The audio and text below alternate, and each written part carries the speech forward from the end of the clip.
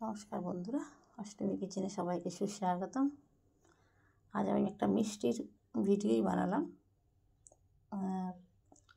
খুব সুন্দর জিনিস, মুড়ির মোয়া।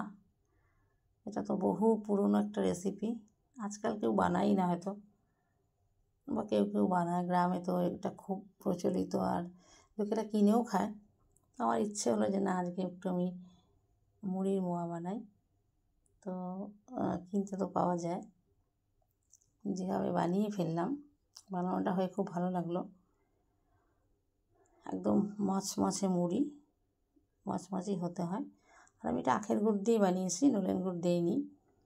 তো অনেকটা জল দিয়েছি, দিয়ে আখের গুড়টা ভালো করে জাল দিয়েছি। ওতে আমি এলাচ, একটু ঘি, আর আমি একটু বাদাম রোস্ট করে নিয়েছিলাম, সেটা পরে দিয়ে দিয়েছি যখন হয়ে এসছে গুড়টা জাল ভালো মতো। তো জাল দেওয়ার পর এবার চেক করার জন্য আমি একটু জলের মধ্যে দেখলাম যে ওটা মোটামুটি পাক হয়ে আসছে।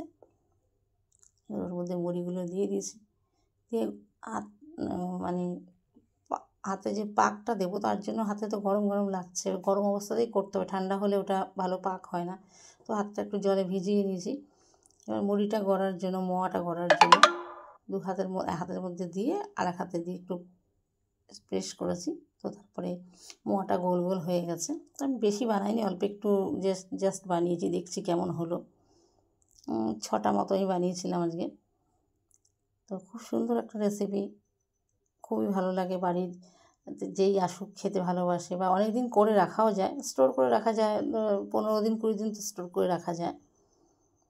তো আমি এই ছোটো একটা কুলুজ আছে, ওটা দেখতে বেশ খুব ভালো লাগে। আর আমি ওর মধ্যে একটু এই রোজ পেটাল দিয়ে দিয়েছি, বাড়িতেই হয়েছে আমার রোজ, দেখতে ভালো লাগছে বলে ওইভাবে একটু গার্নিশিং করে দিয়েছি। তো এইভাবে বানিয়ে ফেলবেন আপনারাও।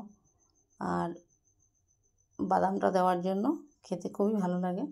প্লেনও বানানো যায়, আমি একটু ওটা অ্যাড করে দিলাম। কিছু কিছু তো আমরা অ্যাড করতেই থাকি, যেটা আরও বেশি টেস্টি হবে, রান্নাটা খেতে ভালো লাগবে।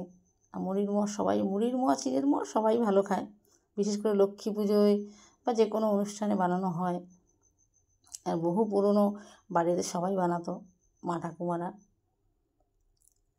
আবার দেখা হবে একটা নতুন রেসিপি নিয়ে, নতুন একটা কোনো কিছু পোস্ট করব।